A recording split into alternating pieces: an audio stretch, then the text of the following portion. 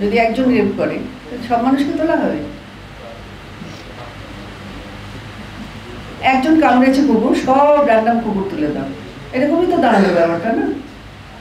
সব মানুষই রেপ করবে, সবাইকে তুলে দাও। পাওয়ার বলে কথা বলবে যখন যা ইচ্ছে।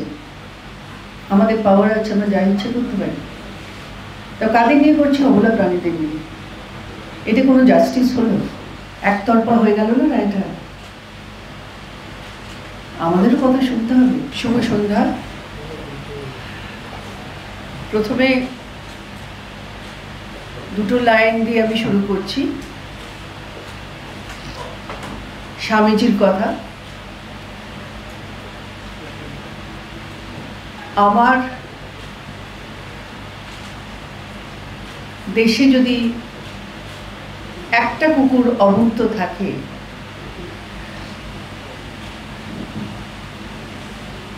আর তাকে যদি আমি খাওয়াই, সেটাই হবে আমার ধর্ম। জীবে প্রেম করে যেইজন, সেইজন সেবিছে ঈশ্বর। আমরা এই কথা মানি, আমরা যারা পশুপ্রেমী, এবং স্বামীজির কথা অনুযায়ী আমার মনে হয় প্রত্যেক জীবকে ভালোবাসা উচিত, প্রত্যেক মানুষের দায়িত্ব এবং কর্তব্য। সেখানে আমরা দেখতে পাই অনেক অত্যাচার, যারা সত্যি অবলা প্রাণীর কথা বলতে পারে না। অনেক কিছু অত্যাচার সহ্য করতে হয় তাদের, যেমন গায়ে গরম জল ঢেলে দেওয়া, লাঠি দিয়ে মারা, পাথর ছুঁড়ে মারা, বা তুলে নিয়ে গিয়ে বেপারা করে দেওয়া। এইসব আমরা তো হামেশাই শুনতে থাকি। সবকিছুই কিন্তু কুকুর, বেড়াল, এই পশুদের ওপর টর্চার। কারা করে? মানুষ। মানুষ কারা? যাদের মান আছে, যাদের হুঁশ আছে, যাদের বুদ্ধি আছে, যারা ছোটবেলা থেকে লেখাপড়া করে বুদ্ধি অর্জন করে, এবং তাদের যখন কষ্ট হয় তারা কিন্তু বলতে পারে, তারা কিন্তু ডাক্তারের কাছে যেতে পারে, বলে আমার পেট ব্যথা, বা আমার হাতটা ভেঙে গেছে, বা আমার পায়ে লেগেছে, বা আমার কোথাও একটা যন্ত্রণা হচ্ছে ইত্যাদি। কিন্তু যারা অবলা প্রাণী, তারা কিন্তু মানুষের দিকে তাকিয়ে থাকে, একটু করুণা পাওয়ার আশায়, একটু খাদ্য পাওয়ার আশায়, জল পাওয়ার আশায়। আজকে আমরা মানুষ যদি ওদেরকে অত্যাচার করি, তাহলে সে মানুষ কি সত্যিকারের মানুষ? আমার তো মনে হয় না। আজকে যার জন্য এই আমাদের সকলের মিলিত হওয়া, সেটা হলো একজন সুপ্রিম কোর্টের জাজ সকালবেলা উঠে চায়ের কাপটি নিয়ে একটা নিউজ পেপার পড়লেন, পড়ে দেখলেন কি একটা বাচ্চাকে একটা কুকুর কামড়ে দিয়েছে। সঙ্গে সঙ্গে উনি ডিসাইড করলেন আজকে এটা নিয়ে কেস হবে, তার নিজের মর্জি মতো। কিন্তু তাদের হয়ে ডিফেন্স করার লোক নেই। কিন্তু সে বলল শহরে, শুধু শহর নয়, সারা ভারতবর্ষে যত সারমে আছে তুলে নাও, তুলে নিয়ে কোথায় রাখবেন? আজকে যে বা যারা পশুপ্রেমী, ধরুন আমি বা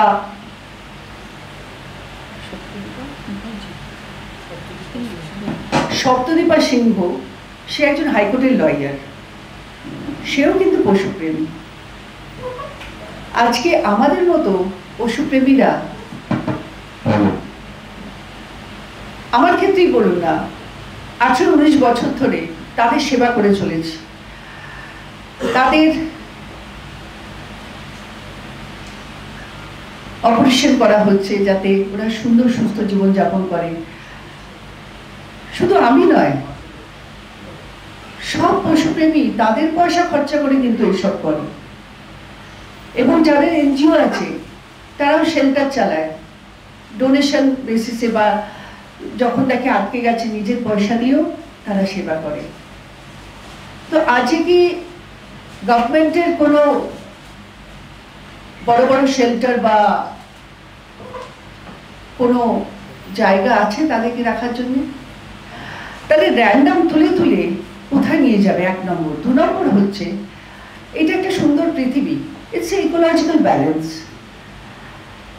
একটা কথা শুনেছিলাম আমি, ফ্রান্সে নাকি র্যান্ডাম কুকুর বেড়াল তুলে মেরে ফেলা হয়েছিল। নেট রেজাল্ট কি হয়েছে জানেন?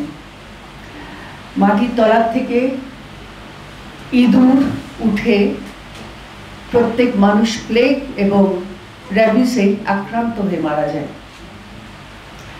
তো আমরা কি ইকোলজিক্যাল ব্যালেন্সটাকে নষ্ট করব? এটা ভারতবর্ষ, আজকে পশু পাখি প্রকৃতি নিয়ে আমাদের এই সুন্দর পৃথিবী ভারসাম্য তো হারিয়ে ফেলবে। তো এটা কি একবারও মনে হলো না? আজকে সবাইকে ছেড়ে দিয়ে একটা কুকুর কামড়েছে বলে সারা ভারতবর্ষের কুকুর উঠিয়ে নেওয়া হবে? এটা কি ধরনের বিচার হলো? আমার এই একটাই প্রশ্ন। এবং যে বা যারা পশুপ্রেমী তারা তো তাদের সেবা করছে, তাদের কথাও শোনা হোক। আজকে আমরা যদি র্যান্ডাম কুকুর বেড়াল সব সরিয়ে দিই তাহলে বাঁচবে কি করে? পৃথিবী তো ধ্বংস হয়ে যাবে। জীব সেবা শিব সেবা, আমি মনে করি ওরা মহাকালের দূত। এটা তো অন্যায় অত্যাচার হচ্ছে। সত্যি বলে যুগে এসছে, না হলে এ ধরনের চিন্তা ভাবনা কেউ ভাবতে পারে না। আমার তো আশ্চর্য লাগছে, এটা কি ধরনের ভার্ডিক্ট? একবার ভাবলো না? রান্না উঠিয়ে কোথায় নিয়ে যাচ্ছে আমি যদি প্রশ্ন করি? এখনো কিন্তু তোলা হচ্ছে। পাস্ট যে ডাইরেকশনস জাজমেন্টস দিয়েছে এবং আমাদের ভারতীয় সংবিধান যা এনিউমারেট করে আছে আর্টিকেলসে, like right to life and 51G fundamental duties, অদ্ভুতভাবে এই অর্ডারটার ওপর কনফিউশন ক্রিয়েট করেছে যে আমরা আগের জাজমেন্টসগুলো ফলো করব নাকি এই ইন্টারিম অর্ডার্সগুলো ফলো করবো। অ্যান্ড স্পেসিফিক্যালি বলতে গেলে এই সুপ্রিম কোর্টের যে অর্ডারটা হচ্ছে বা এই কেসটা হয়েছে, এটা কিন্তু সুও মোটু কেস হচ্ছে। এখানে এক্সপার্টে হিয়ারিং হচ্ছে, মানে যারা নিজের থেকে অর্ডার দিচ্ছে কাউকে শুনছে না। In fact they are not giving chance to any lawyers who are representing NGOs, মানে স্বেচ্ছাসেবী যে সংস্থাগুলো আছে দিল্লি বা অন্য কোনো স্টেটের, তাদেরকে কিন্তু অ্যালাউ করছে না। তারা নিজের থেকে ইন্টারলোকিটরি অর্ডার্সে মানে অ্যাপ্লিকেশনে ঢুকছে। এবং যদি কেউ দেখে থাকেন সোশ্যাল মিডিয়াতে একজন লয়ার ভ্যাঁ করে কাঁদছে, মানে কতটা একটা, মানে আমাদের ওকালতিতে আমরা খুব সেন্টিমেন্টে আমরা কন্ট্রোল করতে পারি। আমাদের না ভয় লাগে, না ঘেন্না লাগে, না কষ্ট হয়, আমরা খুব হার্টেড। কিন্তু ওই জায়গাটাতে অবলা প্রাণীদের ব্যাপারে কোনো আইন বা কোনো অর্ডারে সেও কিন্তু ভেঙে পড়েছে। এবং সমাজে একটা অত্যন্ত বাজে ইনস্টেবিলিটি হচ্ছে যে আমরা কম্প্যাশন দেখাবো না আমরা ভায়োলেন্ট হব। তো সেই জন্য আমি প্রচণ্ডভাবে, এবং আমরা সবাই, আমি শুধু না, এই পুরো ওয়েস্ট বেঙ্গল, পুরো ভারতের যত অ্যানিম্যাল লাভার্স আছে বা যারা অ্যানিম্যাল লাভও করে না কিন্তু compassionate towards humans and animals, আমরা সবাই এই অর্ডারের এগেনস্টে আছি। কেসের মধ্যে যদি পার্টিসিপেট করতে হয় একটা ইন্টারলোকিটরি অ্যাপ্লিকেশন করতে হয়। হ্যাঁ, ডেপুটেশন করা যায় ডিপার্টমেন্টসে, বিকজ যে departments R responsible for picking up the dog. ওটা তো অ্যানিমাল হাজবেন্ডারিতে হতে পারে। অ্যানিমাল হাজবেন্ডারি সেক্রেটারিকে আমরা সেক্রেটারিকে দিতে পারি, লাইভস্টক ডিপার্টমেন্টকে দিতে পারি, বিকজ ইনফ্রাস্ট্রাকচার তো ডেফিনেটলি ডিপার্টমেন্টে করব। আমরা ডেপুটেশন ডিপার্টমেন্টে দেব এবং লয়ারের টার্মসে জমা হবে, বিকজ গভর্নমেন্টের লয়াররাও তো রিপ্রেজেন্ট করছে ওখানে সুপ্রিম কোর্টে, গভর্নমেন্টের যারা লয়ার্স থাকে। অ্যামিকাস কিউরি আছে তো? আমরা যখন দেখি যে বলে যে এরিয়া থেকে কুকুর তুলে দেওয়া হোক, ডিসলোকেশন করে দেওয়া হোক, বা এখানে খেতে দেওয়া যাবে না, তো সেখানে কিন্তু আমরা সুপ্রিম কোর্টের অর্ডারটাই কিন্তু বলি, মেনশন করি যে সুপ্রিম কোর্টের অর্ডার হচ্ছে you cannot dislocate the animal, which is illegal, and feeding the dog is totally legal. You cannot stop any feeder to feed them. এটা কিন্তু সুপ্রিম কোর্টেরই অর্ডার ছিল, এটি আমার মেনশন করা ছিল, যেটা আমরা সুপ্রিম কোর্টের কথা শুনিয়ে কিন্তু মানুষকে বোঝায়। বিভিন্ন কলকাতার বিভিন্ন জায়গায় যে র্যালি বেরোচ্ছে, হয়তো আমি হাঁটছি না, বাট ওখানে একটা স্লোগান যাচ্ছে, নো ডগ নো ভোট। ব্যাপারটা কি হয়েছে? ব্যাপারটা ওইটা না, ব্যাপারটা হচ্ছে কি আমরা মানুষ, আমরা ভোট দিতে পারি, ওরা ভোট দিতে পারে না। তো যারা অ্যানিম্যাল লাভার্স আছে তারা কি দেখবে? তারা দেখবে কেউ তো কোনো তো মানুষ যে অ্যাডমিনিস্ট্রেশনে আছে যারা ওদের জন্য ভাববে, মানুষের জন্য ভাবে, কারণ at the end of the day ওদের উপর ক্রুয়েলটি হলে তো মানুষের উপর ক্রুয়েলটি হচ্ছে, বিকজ যারা ওদের কেয়ার গিভার তারা human beings, they have human rights. আচ্ছা, অ্যানিম্যাল রাইটস বলতে পারছে না, হিউম্যান রাইটসও আছে, তাই তাদের ওপর আপনি যদি বিভিন্ন কোর্ট থানায় যান দেখবেন কেয়ার গিভার্সদের পিটিয়েছে, কেয়ার গিভারদের হ্যারাস করেছে, আউটরেজ অফ মডেস্টি করেছে, কোনো মহিলা ফিডার রাত্রিবেলা বেরিয়েছে 10টা ছেলেবেলে কেন খাওয়াচ্ছে। মানুষের মানে ইনডাইরেক্টলি বা ডাইরেক্টলি আমরা তো মানুষকে হ্যারাস করছি। আর অ্যাকর্ডিং টু আমি একটা ডেটা বলে দিতে চাই, ওই 16টা পাপ্পি মারা হয়েছিল এনআরএসে, একটা বিশাল ঘটনা ঘটেছিল। ওই সময় আমার চোখের সামনে একটা পেপার সিগনেচার করে নেওয়া হয়েছিল। ওই সময় পুরো ওয়েস্ট বেঙ্গলে যারা সিগনেচার করেছিল, যারা অ্যানিম্যাল লাভার্স বা অ্যানিমালসদের নিয়ে বেড়াবে, তারা তখন ছিল হচ্ছে 60 লাখ মতো এরকম সিগনেচার করেছিল, একটা প্রাইভেট এনজিও কালেক্ট করেছিল। Now that was 2019। নাও 2025-এ এসে আমরা যদি দেখি তাহলে ওটা তো 1.5 কোটির কাছে হয়ে গেছে, কারণ তখন যারা মাইনার ছিল, কলেজে পড়তো না, স্কুলে ছিল, তারা এখন ভোটার হয়ে গেছে, দে আর ভোটার্স।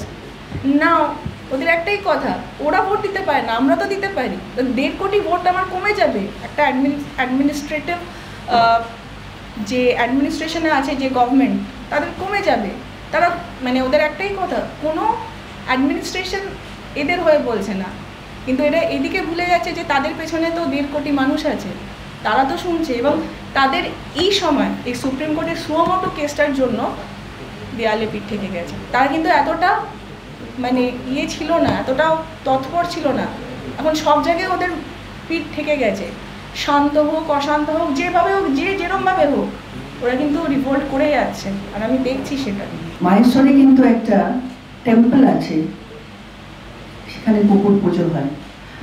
আর শিরডিতে সত্য সাই বাবা না, শিরডি সাই বাবা, ওখানে অনেকগুলো স্টলস আছে, ওখানে দুধ আর পাউরুটি বিক্রি হয়।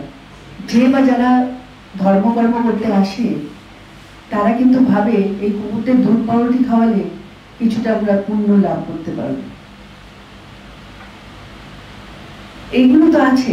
এরপরে যদি তাদের ওপর অত্যাচার হয়, তখন তো মানুষ যারা ভালোবাসে তারা তো বড্ড অসহায় হয়ে যায়, তাই না?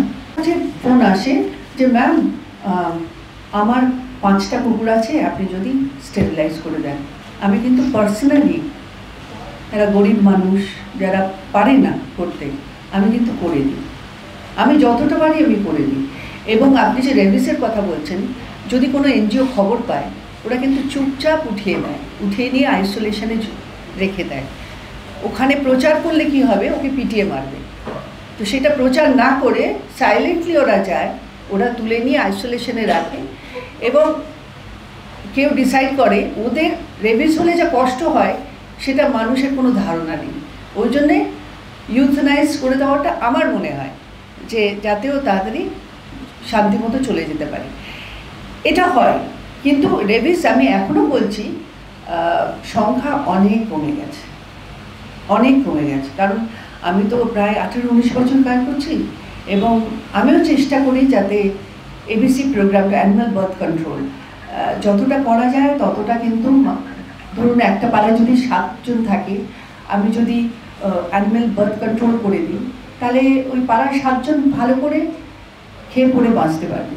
আর যদি ধরুন বাচ্চা কাচ্চা হয়, সেটা আরও কষ্টকর, কারণ হচ্ছে গাড়ির তলায় চলে যায়, সেটা কিন্তু ভীষণ কষ্টকর, সেটা সহ্য করা যায় না।